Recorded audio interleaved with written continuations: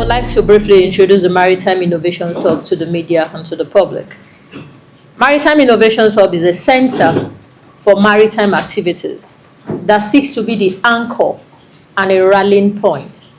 When you say anchor, something that holds a ship together, something that holds the whole different segments together, and a rallying point for series of innovation in maritime economy advocacy, innovations in maritime governance, maritime education and funding, ports operations and management, policy advocacy, government relations, public-private dialogue, infrastructure financing, and ultimately a leading private sector-led think tank for the industry. We will show on the screen some of the things that we've done with the ministry from inception. The Ministry of Marine and Blue Economy is just 2 years old, bifurcated from the Ministry of Transportation. And obviously, at the beginning, they needed to set the agenda. So for those who said, well, what are you people doing? You've not been talking. The Honorable Minister has been working. And we've been part of it from the get-go. So they spent 2024 charting the direction, which is putting up together a policy, which ended last term, by this time last year. It was cascaded to the Federal Executive Council, which was approved in May 2025. And a whole lot of things have been outlined there. Now, what is the role of the private sector? At Maritime Innovations Hub, I have spent 15 years in the industry, and I know that things hasn't been the way it should be because there are too many different splinters in different places. So we connect individuals, organizations, governments, and nations on maritime issues, connecting their beliefs and helping to innovate out of their constraints. At some point, we'll talk about what exactly is innovation. Thankfully, we were working with the department that was set aside specifically for the purpose of innovation within the ministry, and they are right here with us. Innovation means we can't be doing things the way we've been doing it and expecting a different result. Maritime Innovation Hub seeks to explore multidisciplinary approaches in solving complex maritime problems. How many of you people are aware of Apapa? At least in the last 10, 15, 20 years, have you ever been to Apapa? So Apapa can explain the meaning of complex problem, for instance. But somebody took an initiative and said, oh, while we are sorting this, let's look at what can be done. And Lekki Port came to be. And I think this week also there are new approvals in terms of ports and all that, Bakassi, Ondo, and some other things that are happening within the country. If we do not communicate with the media, how do they know what exactly is happening, where Nigeria is heading, and why exactly the purpose of the creation of this ministry? Now, at Maritime Innovations Hub, we turn internal and external boundaries into opportunities for the growth of individuals, organizations, governments, and nations. There is an erroneous belief that government is going to do everything.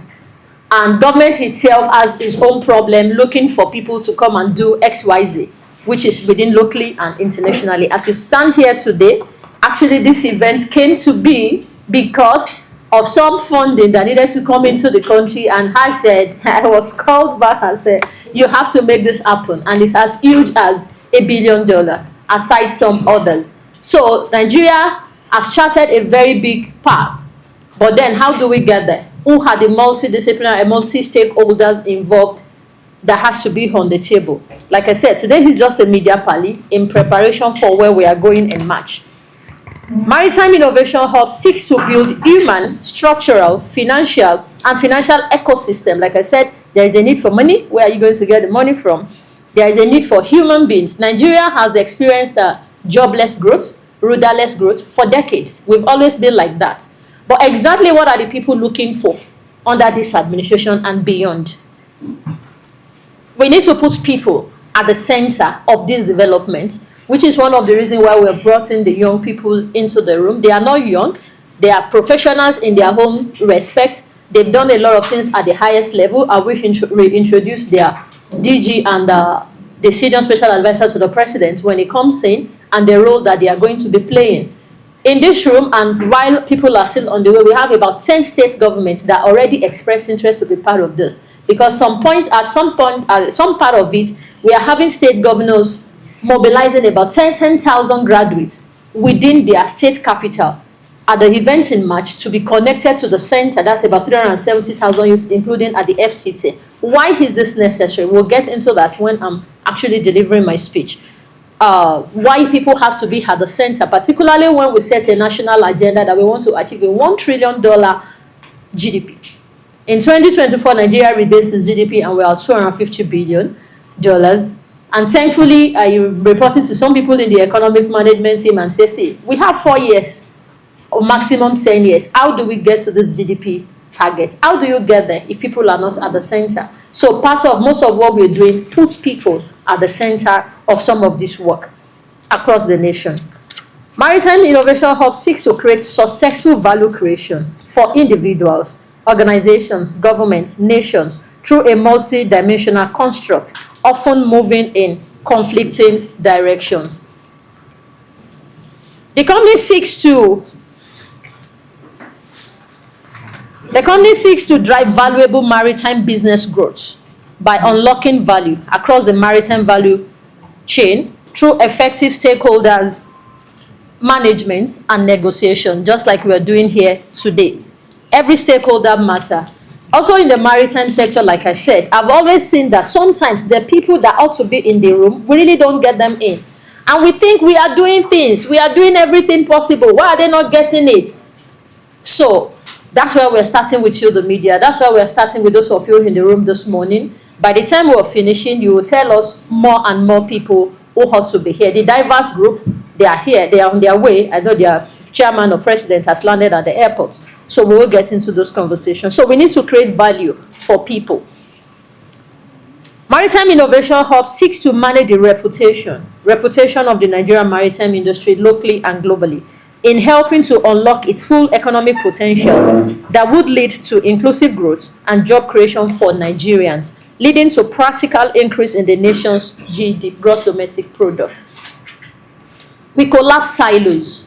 Silos means people working alone in different directions, organizations working in different directions, which collapse silos in all forms and help people amplify their impact as they leverage each other's strengths within the maritime ecosystem. I will continue to use the media as an example because we are here because of them. Now, the media, everybody reads the media online, offline, television. How do you do great things across the whole nation when the media is not there? They are the legs that can run to the place where people can't run to.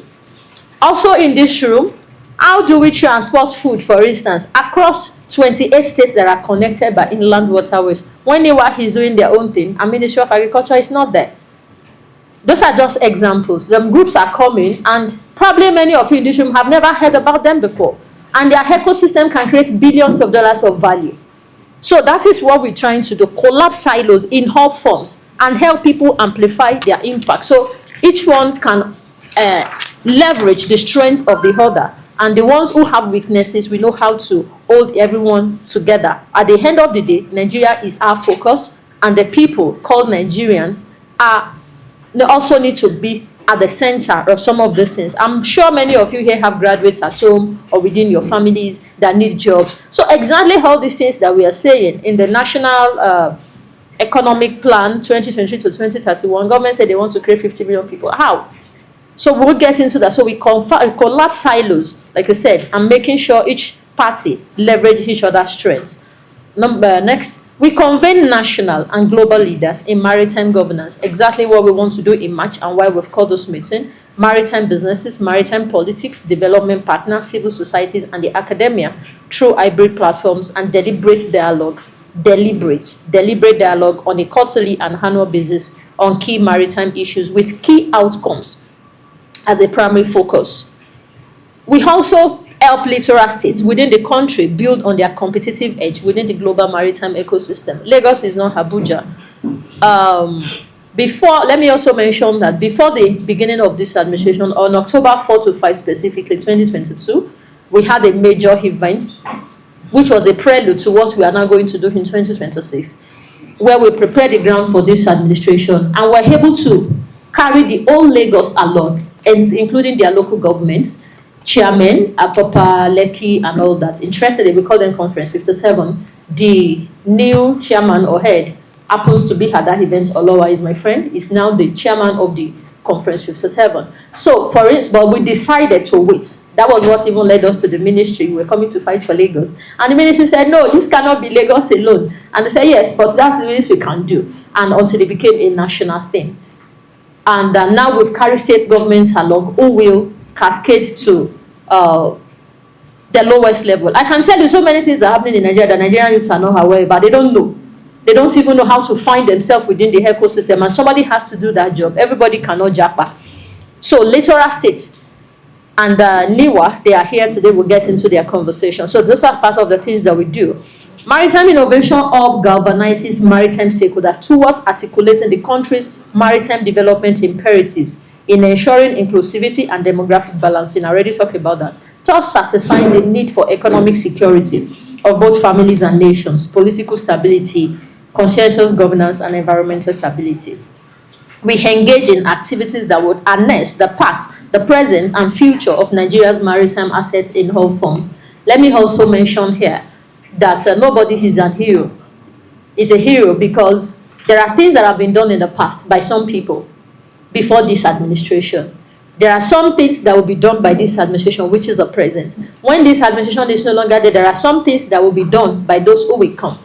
But Nigeria's governance kind of system is the one where whatever anybody starts ends when they leave. And another person come and they want to start all over again. And we keep reinventing the wheel. And people have wondered, 111 years of maritime development, what have you people really achieved as a country? And interestingly, just last month, our Honorable Minister took Nigeria back to the IMO platform, the Global Maritime Stage, where maritime decisions are being made, and Nigeria was not there, or hasn't been there for the past 14 years. He's able to pull that off and returning us back to the global stage. So what do we want to do or achieve on that global stage? China, for instance, has been there for 19 consecutive terms. Sweden, South Korea, and all that. So what are these nations doing differently that has given them a permanent seat on this global table? And what do we need to do? We need to harness the past, the present, and the future. And that's what we're doing. We are geared towards setting, I think I'm almost done. That's just setting the pace on what Maritime Innovations Hub does. We are geared towards setting maritime economic agendas for accelerated and inclusive growth, underpinned by sustainable and inclusive development through cutting-edge maritime governance at all levels. We seek to continuously set actionable frameworks for transformative maritime leadership and governance that builds the Nigerian state capacity to deliver the dividends of a maritime nation. It's one thing to have good plans. Nigeria has a vision 2020. At the end, by 2020, where were we? 2030 is looking at us right there. Are we really achieving all those things, or we just want to be running around, So we engage in educational and leadership activities that builds consensus on the imperatives for transforming Nigeria's diverse and immense human capital into a productive and innovative workforce that actively contributes to the growth and development of the nation's GDP. Finally, we seek to be that one-stop shop where the teeming young and unemployed Nigerians can walk into and get treatment for their career problems whenever they are stuck and do not know where else to go. We did that. We set up a center at the heart of Apapa. We set up another center in Ajah. We were working on the Badagry. And then because Lagos was at least 70% of maritime activities in the country, and we wanted to use that as a template for other states to follow, but there was a need in the last 2 years for us to slow down a bit and to allow things take shape more at the federal level. But young people always have been disadvantaged in this sector, and we are consciously bringing them back on board. Like I said, we have all our platforms and all our structures for that. So we want to invest in the physical, financial, digital, technological, and innovative infrastructures that supports the building and development of Nigeria's human assets in the maritime ecosystem. I think we will show something on the screen later that shows what the maritime ecosystem is really all about, so that people can see how huge and massive it is, and understand why millions of people are to be onboarded into it. We want to build transformational leadership capacities at all levels of governance in the maritime space, thus reframing the agenda for maritime transformational leadership. Also, working with local and global partners in mainstreaming the SDGs across the Nigerian maritime industry. UN Women, are they here? Somebody is supposed to be representing the country director. She's busy with the First Lady this morning. We've done some work with them on mainstreaming gender inclusion across the sector. We got IMO approval for the first phase of execution 2023 to 2027. Again, we're working across the entire country because the sector has 2% women representation, 98% male dominated. Over the next few years, how do we ensure a very large proportion of women, young and old, have career opportunities at all levels within the sector? So that work is already ongoing with the UN Women. They said they're going to be here this morning. So finally, we supervise technical, operational, commercial, quality assurance, and dry docking management of maritime assets in all its ramifications. Okay, so overview of the media Parley objectives. Now, this particular segment, talks about the ways that we can strengthen collaboration, between the maritime sector and the media. So this time around, I'd like again to call on the CEO of Maritime Innovation, or Princess Roke Kosoko, again to do justice to this topic. Please, let's give her a welcome applause. This presentation is very important because this is the reason why we are here. As part of President Bola Ahmed Tinubu's vision of achieving a $1 trillion economy, investment mobilization is very key and has been a priority for Nigeria. As much as we are focused on investment, innovators are also very important to keep thinking outside the box, outside of the nation's endless constraints. But when purpose is not known, abuse becomes inevitable. So it is very fundamental that we define our purpose for being here right from the get-go. So this is not just an event, it is a movement. I personally do not do events anymore because I have attended so much of it in the past 15 years and it didn't change anything really for me. Because talk is cheap, but execution is very expensive. Not too many people can afford it. Just not too many people can execute. In 2010, when I came into the industry, we came in with so much enthusiasm. As a young economist graduate, that Nigeria could create 20 million jobs. That Nigeria could create 20 million jobs within the sector, but 15 years later, we didn't see 1 million jobs. In the same 2010, due to the same enthusiasm that we met on the ground as new entrants, then the Local Content Act was enacted in April 2010 by then President Goodluck Jonathan administration. My first job between October to December 2010 was communications management for the first gathering of a summit like this, a platform like this. Then, the then Minister for Transportation, Mr. Yusuf Suleiman, gave the industry so much support, vehicle, office, a shippers council, money, fanfare. I was there. I handled the communication. But as soon as they finished that first expo and summit, fight started. The people started fighting for money, recognition, and opportunity to be chairman of planning committee. So the platform died. Factions emerged and the industry agenda fell through. I remember then the Minister for Interior, Captain Emmanuel Iheanacho, is still very active now, holds close to 80, called me and said, why are you doing this event? I was not part of it. I was shaking that the minister was calling 15 years ago. Today, I sit on the table with the minister. But so things like this has happened before. So what is going to be new this time?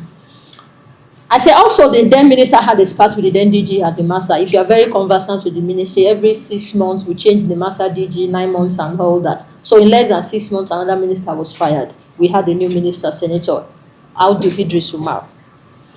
By September 2011, some breakaway faction, after the fight and media onslaught against one another, then decided to move forward with the resolution from the March 2011 event by creating another alternative platform.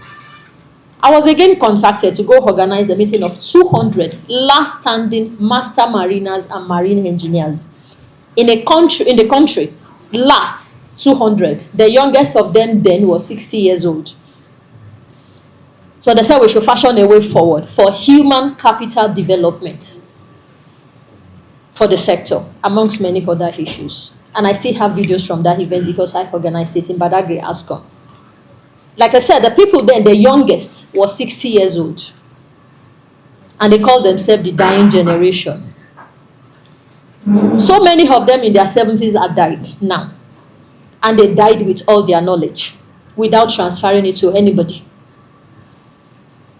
At some point, I will observe a minute silence for industry elders like Captain Omotosho, Engineer Lex Peters, Captain Yaguan, Engineer Olusoji, Sir Peter Olorunfemi, Okusobakunle Folarin. When you come to the marine industry, people have knowledge, and we are sometimes very proud of it. But the younger generation doesn't even know.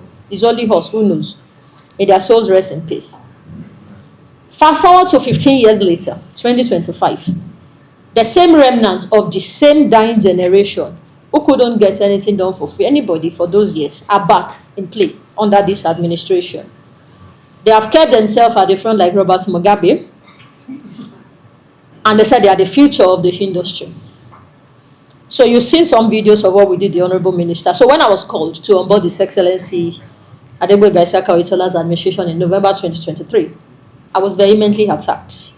And the minister was confused about the attack and gave some elderly counsel, which I held very dearly. So many of the industry professionals, some of them are online, some in London, some are in the US right now. As I speak, they are connected to this program, began to call.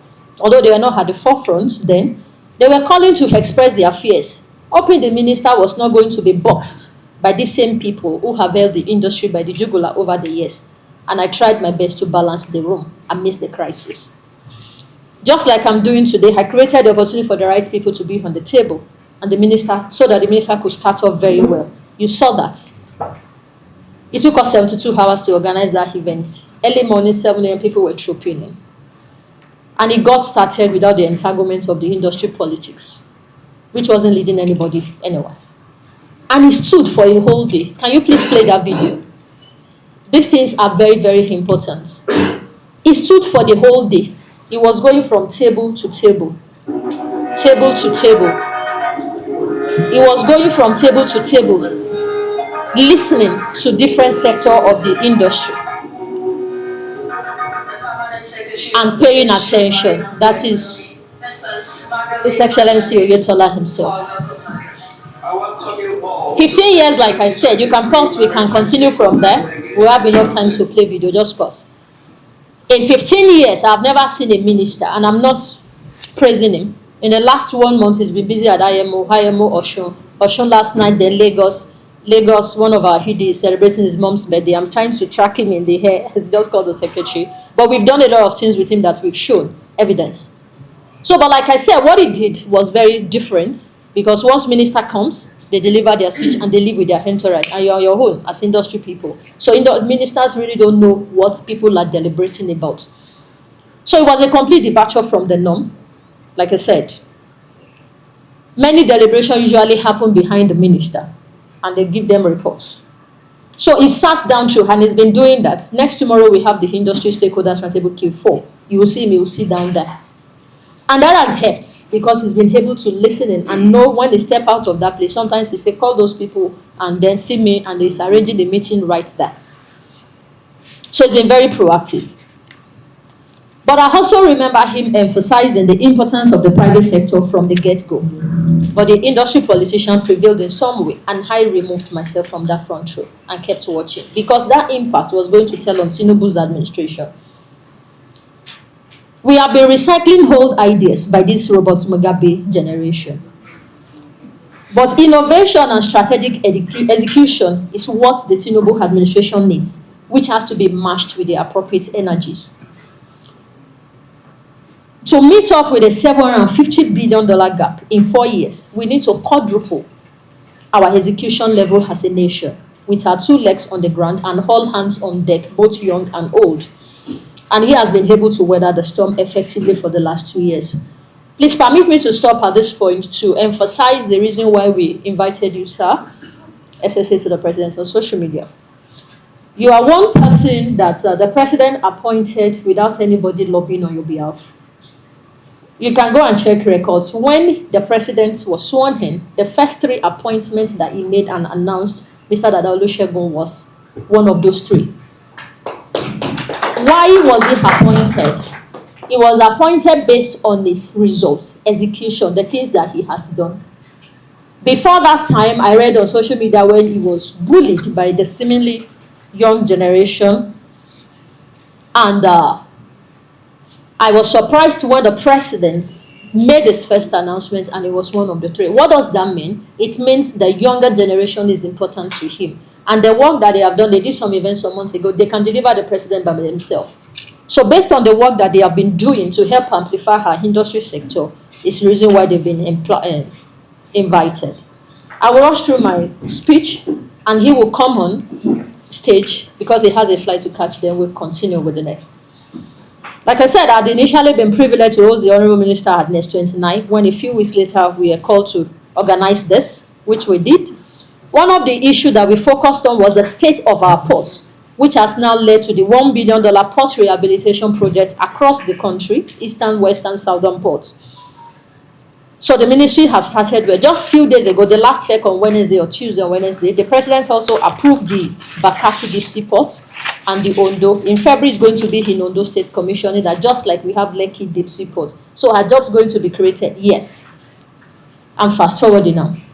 Also, please show the visitation of the minister. On July 11, 2024, at the humble invitation of our company, the Honorable Minister again delivered a keynote address on the Blue Career Insights at the UNILAG Employment Clinic Education to Employment Transition Program at the University of Lagos.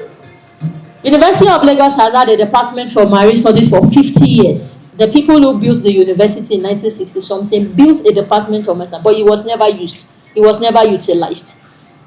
So we broke that and we took the minister there to complete a building, which was funded by NIMASA, who completed, and now programs are ongoing. When the IMO Secretary General visited in October 2025, he visited our school. We are able to break, so we are not talking stories, we are doing the things we say we are going to do, we are just taking it further, and evidence don't lie. So when the IMO Secretary General came, as part of the things he went to see in the country was UNILAG. And 2 weeks ago, Nigeria won after 14 years of failure on the International Maritime Organization platform. And we brought ourselves back to category C on the global maritime stage. In a nutshell, we've had a series of in-house intervention with the government over the last 2 years that has led us here. So can things be done better? How far have we fared? Are we operating at our peak? And what is the next thing to be done? Why are we here? Again, before the inception of this administration, before the election ever took place, the president had a plan. I was already making a case to one of the people in the now economic management team about the things that they should focus on when we get into power. So the president gave a marching order to develop a 2023 to 2031 economic plan. And I was called and I was asked some questions with instructions to go and get ready for the work. That team was led by the now central bank governor. And like I said, it's part of the reason why I'm here, because of the things he's put me on. Because we have a $750 billion gap we have to fill. And this sector is going to play a critical role. I remember my headache on that day. But in that plan, $1 trillion GDP. Creation of 50 million jobs. How? Reform the economy. Broaden the tax base. Remove subsidies. And right on the inauguration ground, the president started implementing those plans. So now let's talk data. And I'll just use one country, Indonesia and Nigeria. In 1997, Indonesia's GDP was 260 billion, now it's 281 million. Nigeria population there was 114 million, now 232 million. Status says IMF data. So meaning Indonesia achieved 5.5 times of Nigeria's GDP in 2024. So a $1 trillion GDP economy is achievable. But we have a $750 billion gap. Part of the reason marine and blue economy is created. So how do we fill this gap? What role we want to play? We can start the conversation from there. This week again, the president quickly stimulated Lagos-Calabar Coastal Highway, Sokoto-Badagry Coastal Highway. And this week, just on Friday, the Minister for Works, Engineer Dave Umahi, opened the first phase. What does all this mean to marine and blue economy, the media, and the people in the room? It means they have set the stage for some of these things, but how do you and I fit in? As a college student between 1999 to 2002, I usually follow them to Bar Beach in Lagos, when the waters would cut away hundreds of palm trees overnight and then surge towards the bank across the road. So I didn't want to get lost so that they won't tell my parents that the sea had carried me away. So I stopped going to beach parties. But today, the same place has become Eko Atlantic with 14 bridges, shipbuilding facilities, skyscrapers, apartment offices, all being built by multinationals, banks, embassies, and now the Lagos Calabar Coastal Highway has happened from the same place upwards. New ecosystems that generations unborn will come to benefit from. All made happen by the brain of one man, President Bola Ahmed Tinubu GCFR. Again, it is no longer news that Nigeria is presently losing millions to Lome, Togo, Cote d'Ivoire, as vessels now prefer to bet in those countries rather than coming to Nigeria. And those smaller countries studied our weaknesses and they built a whole business around Nigeria's failure. So the shipping lines moved to smaller African countries. So Nigeria will go there and does transshipment and smuggling. This particular conversation is very dear to the heart of the technical advisor to the Honorable Minister, and we are driving that right from the Minister's office and the ministry. Ministry people are here, the director is on this way. So they have given us a mandate to ensure that we all roll our sleeves in wrestling. Some of you are here, you heard the TA, he said we need to wrestle back these lost opportunities to Nigeria. Or how do we be our giants and we are struggling with Lome? The BlackRock billionaire and investor, Mr. Adebayo Ogunlesi, interestingly paid a court visit on the president in October, and he apologized that his sports investments are in Lome, Togo. So the president said, bring those investments back. But as an investor, he's invested in Gatwick Airport and all that.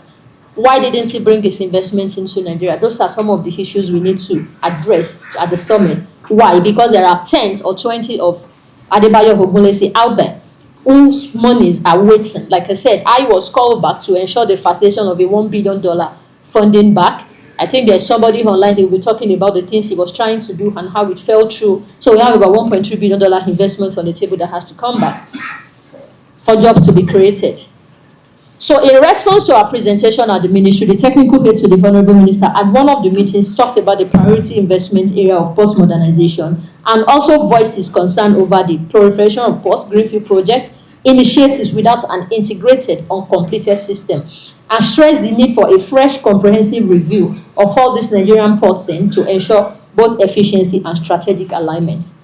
All this work must be led by the government, working with non-partisan private sector-led platform who understands the assignment, and the work is now ongoing.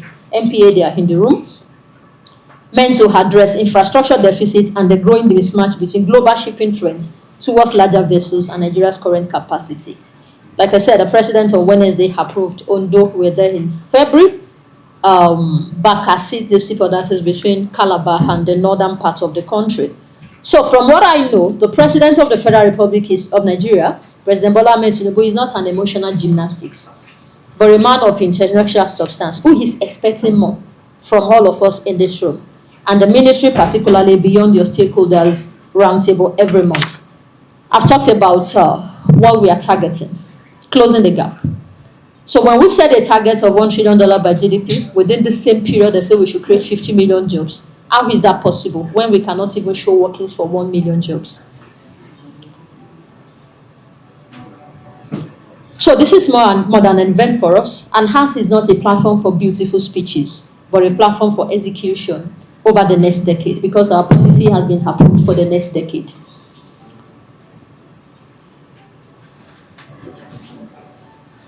I'm trying to pull through. So investment opportunities in the marine and blue economy.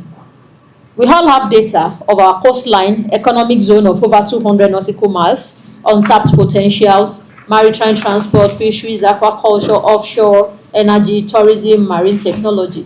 But globally, the blue economy is projected to reach over $3 trillion in 2030, 4 years from now. Nigeria's strategic location as West Africa's maritime hub positions it to harness substantial socio-economic benefits. But realizing this potential requires coordinated efforts to unlock investment opportunities, strengthen institutional frameworks, reform systemic inefficiencies in the port ecosystem, and trade facilitation, reduce logistic costs, and limit competitiveness. So, the proposed Blue Economic Investment Summit seeks to convene policymakers, investors, development partners, academia, global and local private sector players to chart a clear roadmap for sustainable investment, innovation, attract investors, and reforms across Nigeria's maritime coastal sector. Again, I'll come back to this part of the room on what we have done, the people we have invited every single state governor in this country, because 28 of those states cut across inland waterways. And inland, Niwa, that's why you are here. You are part of the committee. We can't be talking plenty English when we cannot even remove bottlenecks internally.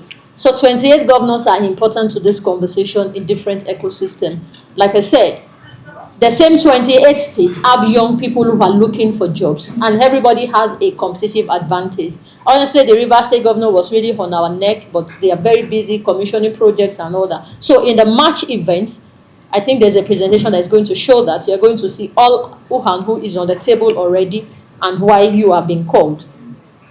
So despite our current status of the Nigerian economy, there are gaps. So the summit objective is to showcase investment across the Nigeria's blue economy value chain, facilitate dialogue on policy and regulatory reforms for sustainable maritime development, develop an actionable framework to improve port efficiency, trade logistics, connectivity, and coastal infrastructure. Ondo State has the largest bitumen in the world. Ondo State is a littoral state. Their port is coming up. How do you move things from Ondo State now, for instance, to Ogun without necessarily passing through the road? I was shocked when the TA mentioned that the largest bitumen in the world. And you will hear some presentation during that time where you see some countries where they made over $300 billion over the GDP of Nigeria as a nation just from their solid minerals exploitation alone. Another part of it, inland waterways. It's very easy for me to buy things from London, America, and it gets to my door. I only go to ABC to carry them. I can't order clothes from Adamawa. I can't order clothes from Abeokuta on my phone.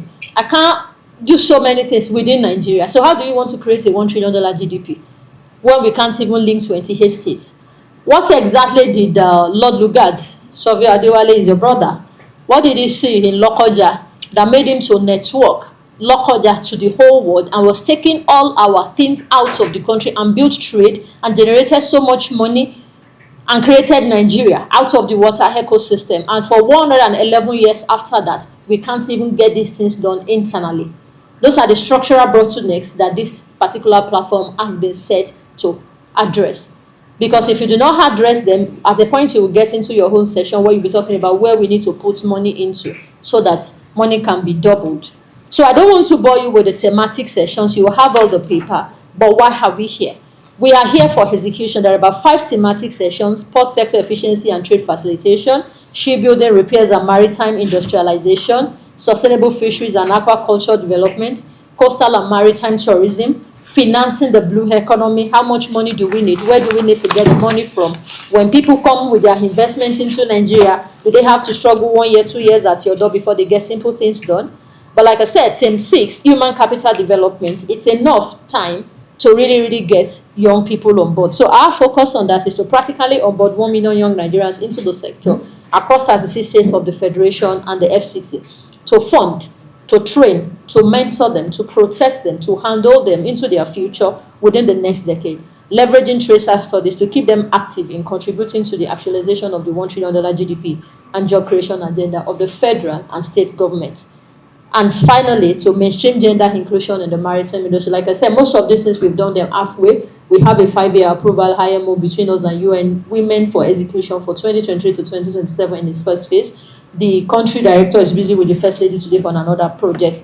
So we get into the basics later, but that is a summary of why we are here. For NIWA, projected key investment areas have been obtained from you in order to match investors with their agencies' identified areas of need that will close up existing investment gaps already identified by the agency. So it is a forum for investment blocks to fund projects with transformative potential that would reposition Nigeria's blue economy by also integrating cutting-edge marine technologies into post projects that aligns with global trends and secure competitive advantage. Okay, MICT, you are there. Also, this is very important. Sometimes last year, and I need PBAT Media Center to listen to this, Nigeria acquired an extended continental shelf in the Gulf of Guinea. What does that mean to a layman, a Nigerian youth? That ecosystem is 5 times the size of our present Lagos. Like water. That is like water space in a layman language, that is like 5 times the size of Lagos. Nigeria fought on the international level for some years and got that approval. So as small as Lagos is times 5, you have opportunities under that water that other nations have used to develop their nation, and they say you have that approval, it's your own, go and mine it. Meaning you can create all these things that you want from there. But how does a young person understand it? What kind of manpower are we building for that ecosystem? Does the Nigerian youth understand these things and how it affects their future? The new marine frontiers that will open up as a result of the opening up of Lagos Calabar Coastal Highway and Sokoto Badagry Highway, do they understand how to position? Meanwhile, your new businesses are going to open up in that ecosystem, like Eco launched Omi Eco. People will be able to move from Bakassi to Oro to Tinapa and all that. So we are going to have too many things coming up. But how the questions is, these are the questions that we have already provided answers to, but are we communicating on the right platform? Most of these things will be communicating on that platform, the event that you and I are going to be working on. So far, 36 state governors and the FC minister has been invited for the harmonization of their marine activities with that of the federal government for effective communication. NIPC, you are here. NEPC, Nexim has called Sealing Group. The madam has a personal tragedy. She traveled. World Bank, AFDB, NIDCOM, Bank of Industry, Bank of Agriculture, Canadian and American Embassy, as we compare notes on best practices with those countries. I've mentioned Ogun Guangdong, CDCU, and all that. Agencies and departments of the Federal Ministry of Marine and Blue Economy have also received their letter. The last phase is on the dashboard of the minister, but like I said, between last night and this morning, I've not been able to get across to them, but no problem at all. So providers of ports and shipping services, terminal operators, shipping company, consumers of ports and shipping services, shippers, freight forwarders, agencies and departments of the Federal Ministry of Transportation, Nexim, Afrexim, Sealink, commercial banks, insurance organizations and all that. Even the police, the Nigerian police force and all that. So we will be addressing systemic inefficiency in the port ecosystem, which will reduce logistics costs in Nigeria by 20 to 30%, creation of over 500,000 jobs in port operations, logistics, and allied sectors, and to increase GDP contribution of the maritime sector from 3 to 7% within 5 years. Like I said, that job part has been stories, talk for 15 years. Are there jobs? Yes. Are people getting it? No. And I'll give you a very quick example and I'll round up. Before the administration, when we were doing this and we set up a center in Apapa and Lekki and working on Badagry, do you know Lekki Port came to Apapa and carried their staff and tripled salary. They tripled salary and the port operators began to like, Rocky, they've taken our stuff. It means there are jobs, but nobody has the time to be training your people as a country. You train them is your personal problem. You don't train them, there are Chinese, there are Indians, there are Portuguese, there are Filipinos who will readily take the job because their country is developing them with a trend, global trend. That's exactly where the gap is. So now they've approved Bakassi, they've approved Ondo, Lekki Port is still here, and some other things are still happening. The jobs are there, and that's why you see Nigerians, they hold their hands at the back doing Hagbero when they are major colleagues, smaller people are taking their jobs and you call them expatriates, they are shaking around.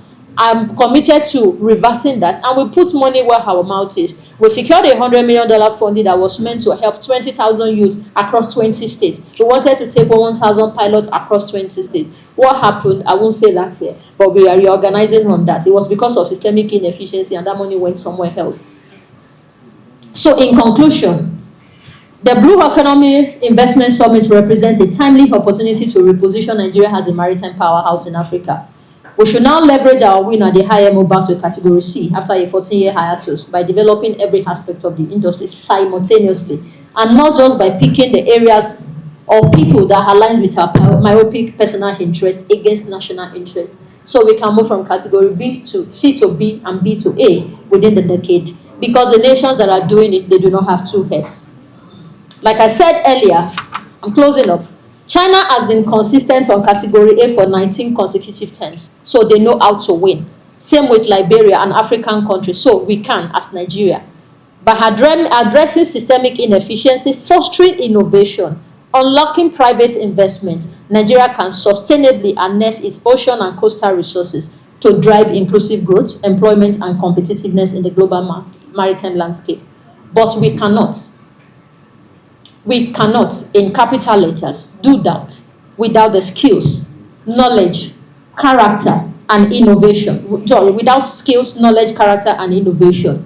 Not just a handful of young people like myself, selected by the fathers or political fathers, pushed to the table to continue to represent their fathers' unfulfilled dreams on government tables, but an avalanche of youth that we will intentionally build their capacities, fund them, like I said, mentor them, protect them, allow them question us, and not make them robots. Because that is what the President Bola Ahmed Tinubu has done and has gotten him here, but many people are not getting it. Proofs abound that most of his men were taken up in their 20s and in their 30s, and today they are in their 60s and 70s and still adding value to the system that built them. So how do we expect to build a $1 trillion economy with sentiment where people are afraid to put their intelligent ones on the table, at the center of the table? How many races can these 70, 80-year-olds run? Really? How many new ideas do they have or are open to? Where do we get the energies to run this race across the nation, 36 states, if we don't consciously build the next generation? So we are moving the president and the minister in doing the right thing in this regard, and details will be unfolded at the main event in March. And this informs part of the reason, like I said, that why we've invited the PBAS Media Center into the room. Once again, I thank you to coming. Finally. Yes, that is why we are here. It's a media party. It's not a party for talking. Like I said, I've been privileged to build my career from the first step of the ladder to the topmost top today, where I work with the federal government, not only in Nigeria, but even in other countries, across nations. Even this administration offered me a board appointment at the Nigerian Shippers Council, which I accepted, but barely a month later, I had to decline because I was going to be away for a year or two. I wanted to go and do some other things, have a master's and set my PhD in motion, attend to family issues. Then another call came from the US with a mandate to ensure $1 billion or $3 billion. I didn't know the person was in the US. Like I said, he's in the economic management team. And I was playing, I was cooking. And I had to, in 1 week, change my entire life, including my medical plans and all that. And said, that's why we are back here with you, the ministry. I'd already dropped it off. Thank you, Chukwudi, for picking this up. So we have a particular fund that has to come in, and I needed to organize the minister and the heads of agencies. And there has to be structure within the system, which brings everybody, NIWA, MPA, and all that. So that's why I had pulled myself to be able to do this again. Say, oh, wahala. Or how will I tell the president or the minister or that person that say, I can't make it happen? I say, if it's execution, talk to that lady. And they came. They came on June 25. They came to Nigeria, and they are coming back in March. They'll be meeting the president, they'll be meeting the minister, they'll be meeting the central bank governor. So it's not story. Part of why we've called it, where exactly do we need to put money, MPA, NIWA, and all that. So this is not story. Like I said, I had to take permission for a week to reconsider my options, and I go back to the minister, go back to the authorities, and all that will be concluded in March. So some of these organizations also want to fund our youth. They want to support their startups. They want to fund their innovative ideas. So why should we deny them that opportunity? Because of our own parochial interest.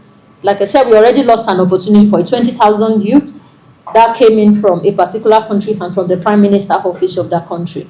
The expatriate is supposed to be here, but we'll explain later.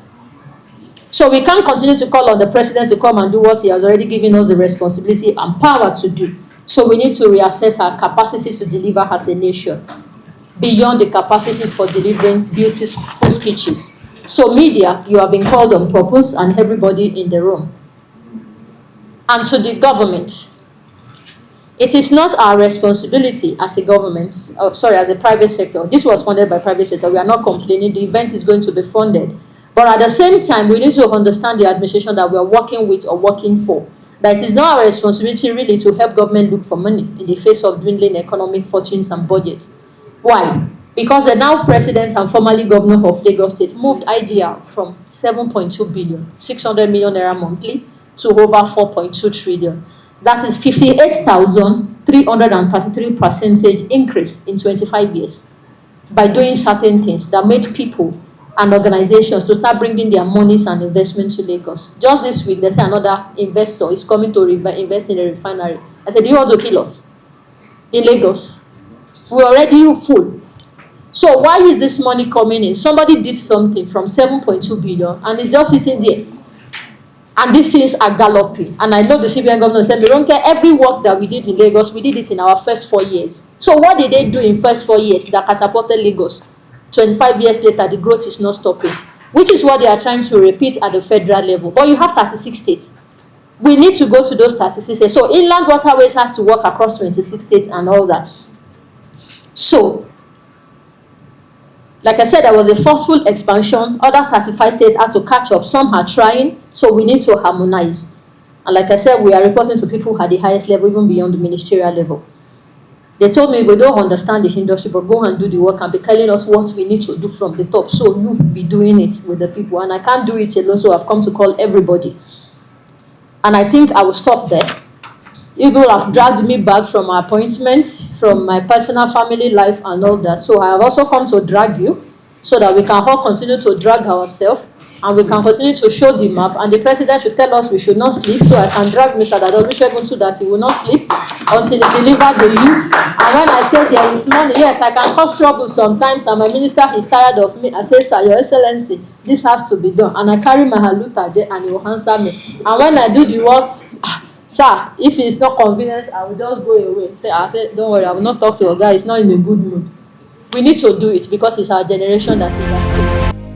The special assistant to His Excellency President Bola Ahmed Tinubu on social media, Mr. Olusegun Dada, is here, and we are really honored to have him here despite his busy schedule, and he has to catch a flight. He has a very important event to attend to, so which is why we will need to bring him now to have a speech. I've been following our activities from as far back as 2013, when I was just telling a friend, one of the people who were sitting together, that she was one of the first people that made CVs, digitizing CVs for young people, an actual thing on social media before it became something that every other person jumped into. And for that and for many more, I am appreciative for all you do.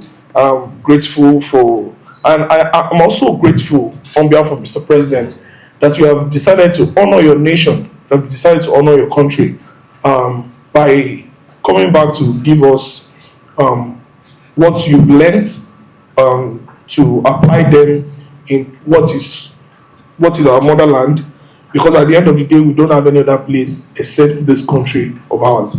I would like to speak of, from my own, because personally I find it very refreshing that I'm in a room with not just policymakers, but with storytellers, with journalists, creators, influencers, digital communicators. And if we are being honest, there is no policy today in Nigeria that moves without you helping it to move. The blue economy is one of the most exciting opportunities Nigeria has right now, but this challenge is simple. Many Nigerians hear blue economy and immediately tune out. It sounds big, it sounds technical, and it sounds distant from their daily reality. My job as special assistant to the president on social media is to help bridge that gap, is to turn serious policies into conversations that people care about, or people understand and also share. I will therefore be speaking on 5 roadmaps to adequately leverage on digital platforms and social media for blue economy advocacy, with the ultimate aim of engaging Nigeria's youth in Nigeria's maritime transformation. As I will take the first one, as my brother has stated earlier, when he was doing the introduction, earlier this year, we had an event, basically learning from what already works. Earlier this year, we had an event in August. That event held for 3 days in Abuja, and it was titled the Digital Media Summit, the Progressive Digital Media Summit. It had a collaboration or cooperation of over 4,000 participants in person, and over 25,000 people tuned in from all around the world to be a part of the program for the 2 days. Mr. President, let me quickly reference for those that are already familiar with it. The summit was proof that government intentionally engages the digital ecosystem. The results are powerful. The conversations before, during, and after the summit were organic, they were youth driven, and nationwide. The content trended not because it was forced, but because people felt included. Most importantly, President Bola Ahmed Tinubu, my boss, attended this summit and gave a very clear mandate that all ministries, departments of government must collaborate with my office, to project the renewed hope agenda, not just the policies, but project, opportunity, and impact stories. The directive recognizes a real new reality. Digital media is no longer an afterthought. It is central to governance. Secondly, making maritime content interesting for young people. As we are aware today's Nigeria has over 70% of the population under the age of 40 years of age, which means that predominantly every audience you will be interacting with will be an audience of young people. And one thing we know for certain, and let us be very, very honest with ourselves. Sometimes like this morning, one of the reasons I came late is that you may not realize it, but we actually have a briefing for Mr. President every Monday, where we sit down with him, discuss the matters of the past week, give him feedback, honest feedback on what the people are saying, on our policies, on our projects, on our accomplishments, on the areas where we need to have a little bit of detour.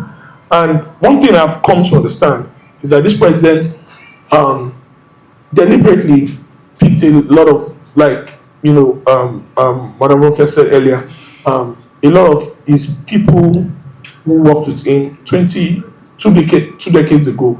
But he also gave an opportunity for young people to be in his government. And one of the things we do every Monday is that we go through the week, we talk to the president about what has happened, what the major issues concerning the nation are, and how we can,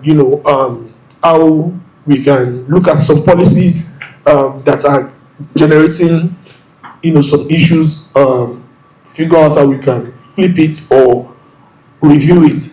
And you would see one of the major things that this administration is not afraid to do is that we're not afraid to make mistakes.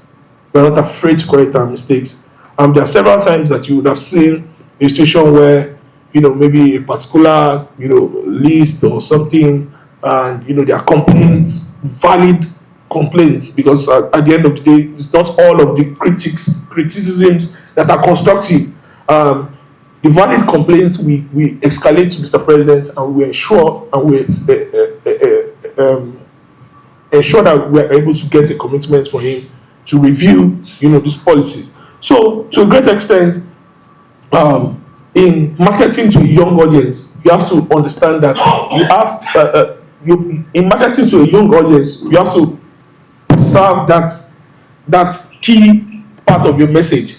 As a young man, as a kid, maybe watching late night TV news by Auntie Abike Dabiri at 9 p.m. on NTA every night. There was a particular way with which the news was delivered that it made it very understandable and enjoyable for the generation of our parents. But that same generation today, many of our young people do not have. It's not that we hate the truth.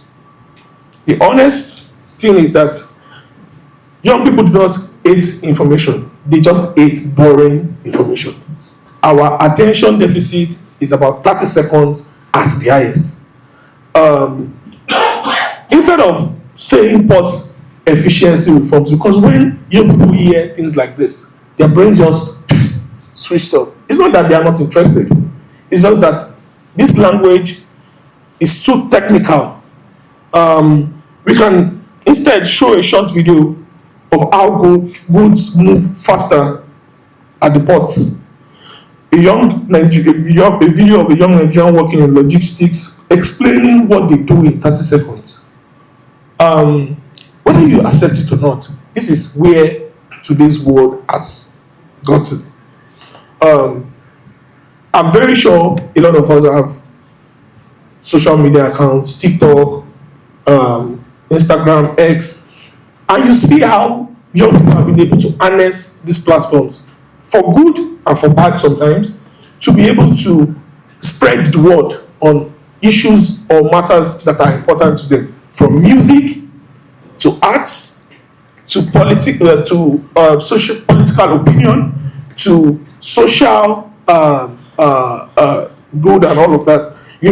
We have to come down to the level of the average Nigerian youth and speak in their language, which means that we cannot continue to assume that, because the news is boring, then we are not interested in it. Every single facet of our life is important to me. Now, we also need to figure out how to tell these stories. A fisherman, or for the want of a better word, aquaculture entrepreneur. As young people, we love big titles. We love amazing buzzwords that make us feel up there. So when people call themselves CEO, and they say, you are CEO of what? And the man will be like, I'm a CEO of a startup, chief executive officer. These are important positions. So we need to figure out how to break it down in ways that young people will understand. Simplifying the blue economy on social media. The truth is that blue economy is not complicated at all. We just explain it in complicated ways. Social media gives us a chance to break it down. Now, as somebody who is the president's image maker on social media, one of the major questions I hear every time I post about maybe a particular government policy or achievement is, how does this affect the price of rice? Thank you. So, I'm very sure you are probably one of those that left that comment. And but what this does for us is that we should be able to use to explain and break down blue economy. How does C put food on our table? It is very, very straightforward. There are a lot of young people today who predominantly live on logistics. Like they don't know it, but right now the biggest industry that young people have is not really social media. Is logistics, because everybody and their friend and their sister and their brother is either a makeup artist, or they import something from China, they import something from this one, but all of these things pass through where? The sea. So to a great extent, if you are eating anything foreign, a ship probably brought it to you, which means that you have to be interested in blue economy to understand how this sea puts food on the table. Why ports matter to the price of rice? Because sometimes you see people say, hey, so how does that concern the price of rice? It does. So if the way and manner with which we conduct our ports are done much better, the price for customs import reduces to a great extent, and that is what we have been witnessing. As at this, essentially, for us in what we want to do is to stimulate interest in our waterways navigation. That is, instead of moving on the road, move on water. Especially for bulky goods like what you just said now, yams and some other things. If this happens, it will do a lot of things. Reduce the risk on the road and the pressure, and also the accidents that usually follow. That is just now. But B as a B, investments in water is so massive that government cannot, and I don't think they will ever be able to carry it. So the need for this kind of Parley is very, very essential. Just for the infrastructures alone, for waterways, transportation, is going into trillions. And the major part of it is what the one we call capital dredging. We are supposed to dredge 2,000 kilometers for the 4 years of President Bola Ahmed Tinubu's administration. And the funniest thing is that we will not be given a penny. Nothing has been appropriated in the budgets for us. So we've been on the lookout for people who can sponsor this capital dredging so that inland waterways transportation will be easier. And another thing that has been so much in the news concerning us is inland waterways reserves, both capsizing and some other things happening. But I will say in the last 2 years, we've done intensive sensitization and enlightenment on the need to use life jacket for anybody who is traveling inside the boat. And also, not just using life jacket, nobody should travel on boat by night because there is no headlamp or anything for you to see where you are going. And sometimes this causes accidents. These are some of the things we are doing that government is spending massively on. And the result is showing because the issue of waterway accident has seriously reduced. And we will continue to monitor what they do, where both carry people and cargo and some other things.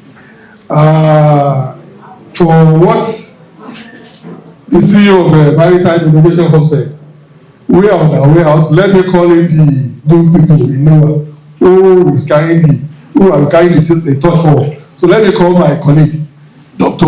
Shuaib, to come and speak on the investment we expect for people to do on inland waterways. We have been given opportunity now to become very, very innovative in making sure that we make progress by the opportunity given to us now in Nigeria today under the leadership of the Honorable Minister of Blue and Marine Economy. We in NEWA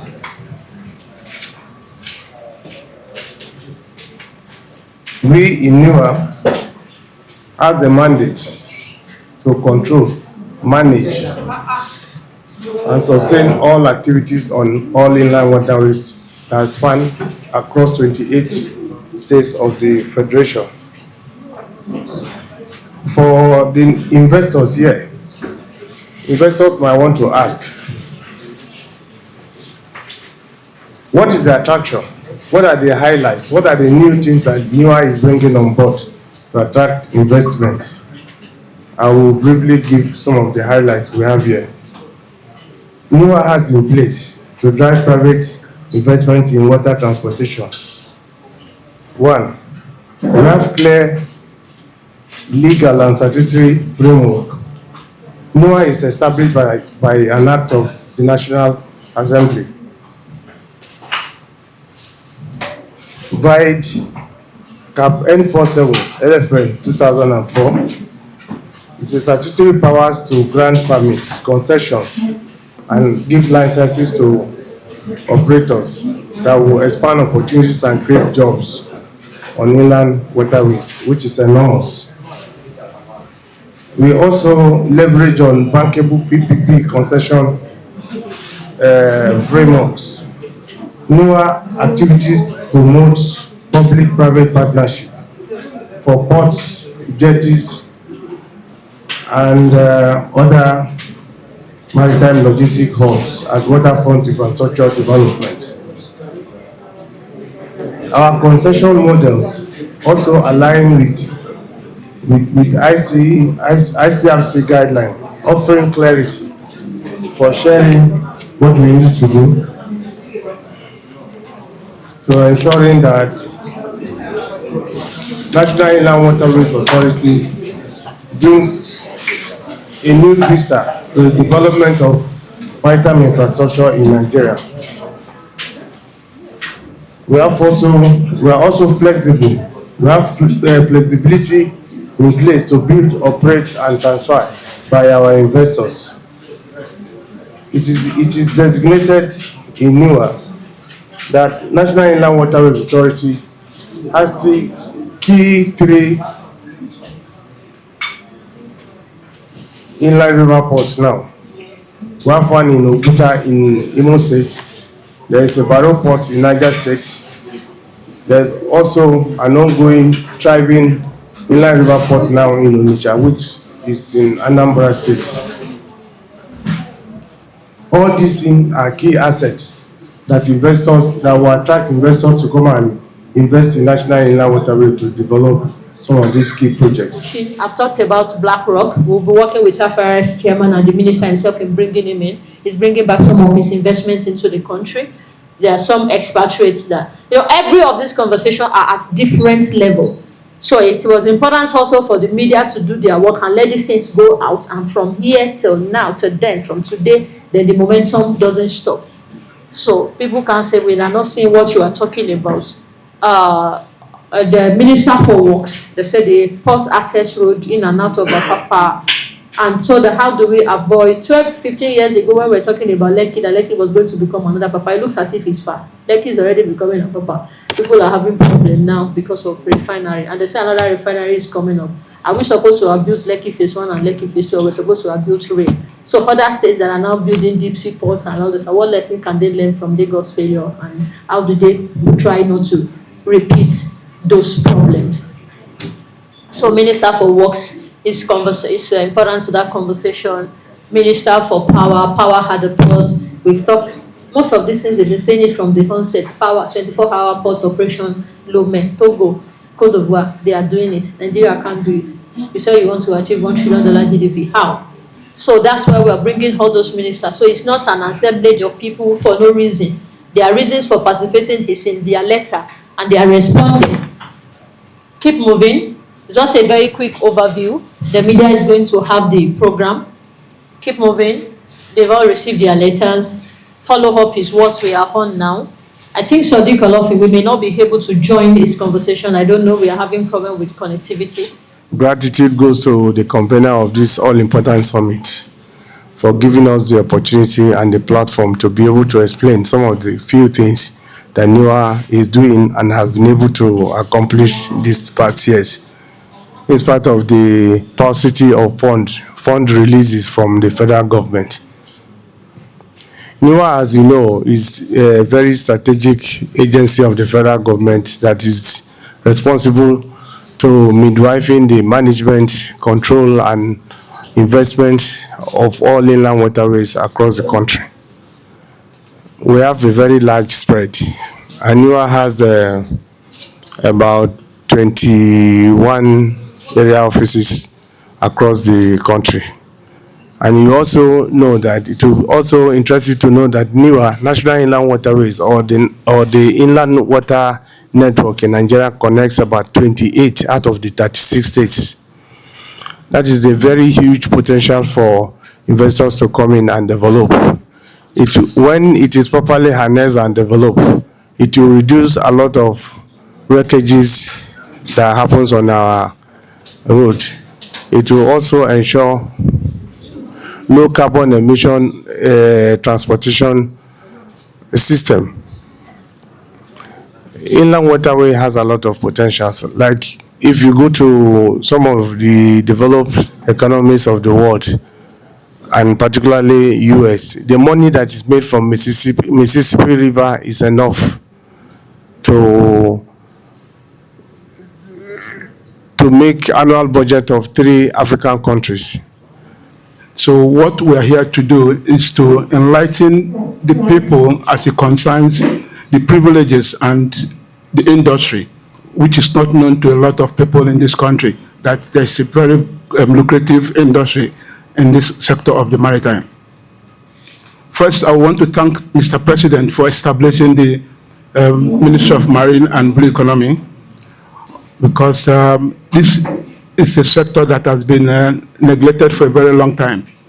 Apart from the cabotage financing, the ministry has not the department, the maritime sector in Nigeria, has not done well at all as a result of no good exposure of people knowing what is supposed to be doing in that industry. Today, we are here with the intention to enlighten people what the maritime industry is all about. It's not about just only Nimasa and the inland waterways. Everything that has to do with the ocean, from the Atlantic Ocean to the inland waters, is a wonderful, lucrative business that people don't know, Nigerians don't know about. The foreigners are people who are helping Nigerian industries carry out these activities. So all we know is inland waterways, what is happening between our creeks, what is happening in our international waters, where industries are making a lot of money in dollars. Every business that is taking place in that sector is discussed in dollars. And Nigerians are very few participating in this sector. And this is what we want to bring to the attention of Mr. President as it concerns how that sector should be looked into, not to allow such sector being manned and managed by foreigners. I'm looking at from Lokoja all to this way. If goods are transported through this same very way, what are we going to gain? Imagine in Egypt alone, what they benefit through Suez Canal. Can you imagine what it is? If only we know how to handle these things, you find out at the end of the day, we are making so much money for the economy. So, but leaving it just the way it is, it doesn't really work. Just dredging through Lokoja to River State and Lagos, you know what that means for the country. So, but what we do as divers is that we'll support NIWA in removing all the wreckages on the riverway, on the waters, so that vessels can pass freely without damaging their vessels. That's what divers do. We go in there, burn off all the old vessels that are by the corner sites, making sure that the waterway is free. That's number one. We also stand as a rescue vessel for any accident on the waterway. Quickly, if you call us and the boat is there, we just move there, make sure that we secure and rescue every diver that is in every accident. Just support them and bring them out of the water immediately. That is actually what's supposed to be in developed countries. And that is what we intend that NIWA, in collaboration with associations, we could stand by as a rescue in a time of need. With a lot said, can we also look at, from your point raised earlier about overlapping functions of NIWA and NPA, can we look at a situation where we can open up the legislations? Let's see where we need to amend and repeal certain acts that hinders some of this progress some of these things that we're looking at. So there could be bottlenecking where a very slippery slope where NIWA says that okay, we can do this. However, when we get to NPA, it becomes a problem because there's another law, that they bar them from doing certain things. So they do it to a point and stop, right? And then it's over to NPA again. So can we look at those legislations on both sides and see where we can engage the relevant Senate committee to repeal certain act that make it easy to boost investors' confidence? Because when you look at all of these things that we're talking about, these are part of the challenges that will scare investors away. And then the time that it takes, for when you want to pass a legislation and you put in your money. So uncertainty is one of those things that will scare a lot of people away. So like your sector that you did mention now, there has to be, beyond policies, there has to be a lot of body of work that would have been done, so nobody wants to. It's just like you're talking about exploration and exploitation. Imagine the amount of money. I mean, this is not winning oil block. When you get an oil block, you are certain that an area has been carved for you. You can now put your money and risk it all. But the situation where you are going into the oblivion, it's like going into darkness, so you don't know where you're going. You understand? And you expect that, people come and invest their money in there. So I think we need to look into some of these things. Like what you were saying, there is no way we can work alone as an authority. Not just with your organization. There's no way. I said there is no way NIWA can work alone. We have to work with everybody. you divers, the MPA, NIMASA, Shippers Council, even with other stakeholders. Like what I wanted to say before that issue came up was there is need for us to have attitudinal change, the way we look at issues. Irrespective of the law setting up all these organizations, I believe we can find a common ground to take the country forward. So we should exploit this more instead of being very stubborn or obstinate about our position.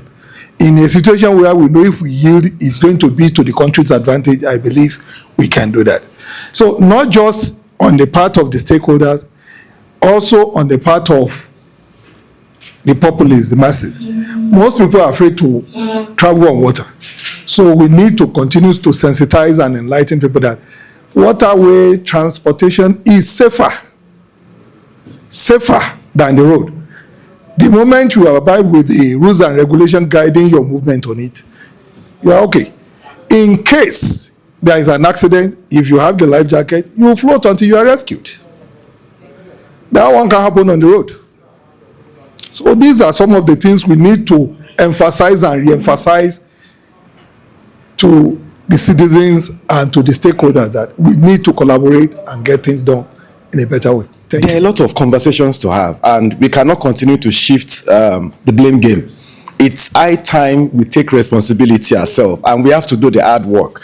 And representing the youth constituency as well, I'll continue to engage with Dada Olusegun and the PBAT media team, because for us, this is an opportunity that we have been given to sit at the table, and we are going to grab it with both hands. So, video I watched, the thing keep touching my heart about these young youths that try to transport their yams, and water is disturbing their canoe.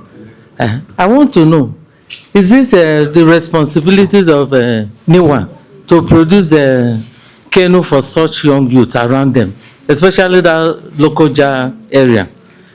I'm a member of Wista International.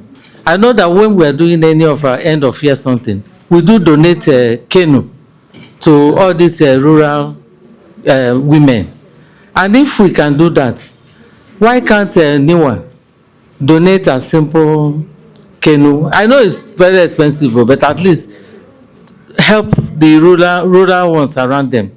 And again, if a minister, our minister recently traveled to the 36 states, at least average of 20 states or more, and donated these life jackets to save life.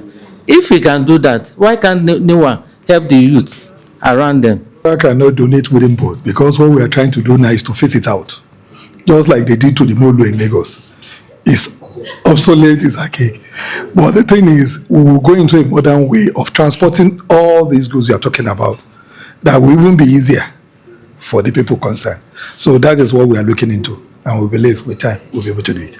Thank you. And this thing was talking to me, the manufacturer also, that they were going to make it. It's going to take 20-something days.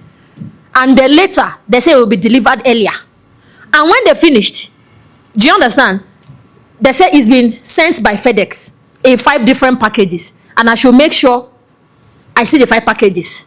Meaning both are not for the specification of something that I saw on Amazon. The person is talking to me from America, and it has arrived. Do you understand? And before that, I had bought things. If you've been to my house, you see things. It's not as if I have money. I'm doing some research on behalf of Nigeria. If all the people in Abuja are ordering on their phone furniture from Kugbo Hello, Kugbo people can send their message and say this is the specification, and they deliver at your door. It's a value chain. Meaning, sir, how do I cannot buy if things get to the port like you are saying? You can ship them. Our problem is... No, when you ship, sir, can I move from Apapa to Bonny that you say in 2 days? In 1 day, in 6 hours. Buy things in America. Yes. They will tell you tomorrow. Before you know, evening, they will send you dispatches on the road.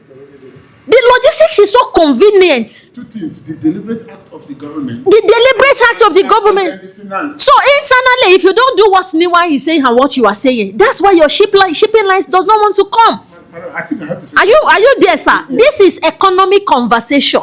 How do you make it easier for things to come to your country, and it gets there inside the country? It can move. On the waterway. In their coast. In their coast. They have a straight water coast that enter into the town. So, and I told him that I have something like that. I would like to partner with him in Nigeria.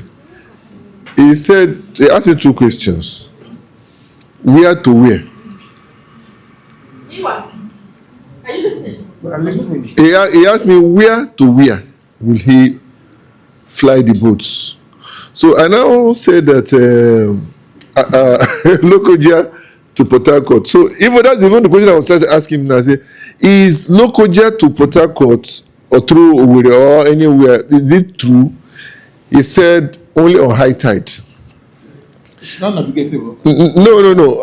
I know what I'm trying to say. And I'm talking to you, and I have a partner. Not tomorrow, yesterday. We were talking. No. The reason I'm trying to make this is because the money we want to make is in our foot. It's not far from us.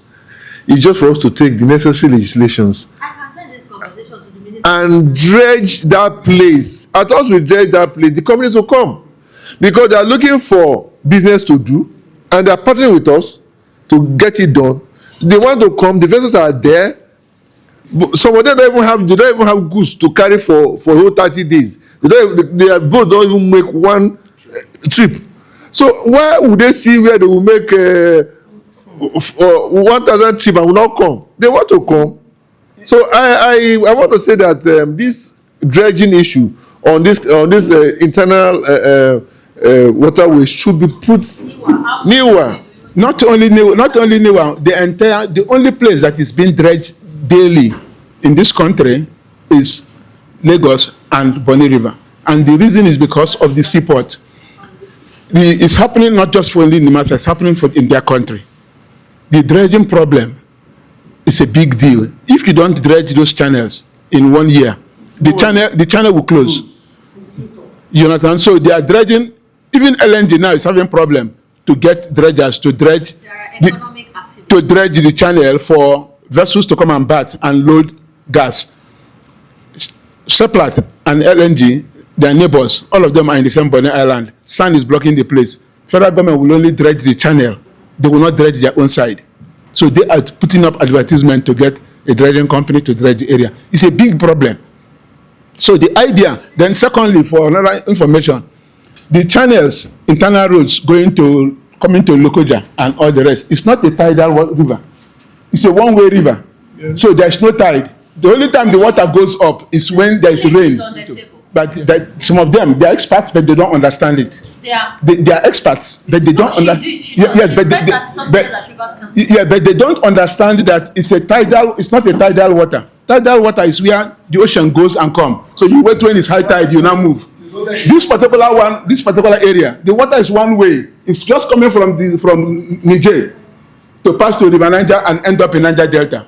There's no time the water will ever go up. The only time the water goes up is when it rains heavily. When it rains heavily and the dam overflow, the water now comes up. Otherwise, the water is a one way. So it's not called tidal water. We are one family now, and the conversation has started, and it has to continue. We will not stop because we have a vision. You know, we are building this towards the event in March that will take place at the Eco Hotel, where we expect that the people who will be in the room to listen to some of these challenges that we have thrown open and proffer solutions, you know, to pull out the funds wherever it will be on the table on that day, you know, to do justice to some of these things. So on behalf of the Maritime Innovations Hub, I say a very big thank you for honoring this invitation and attending this media parley, and we look forward to further engaging you. Thank you very much.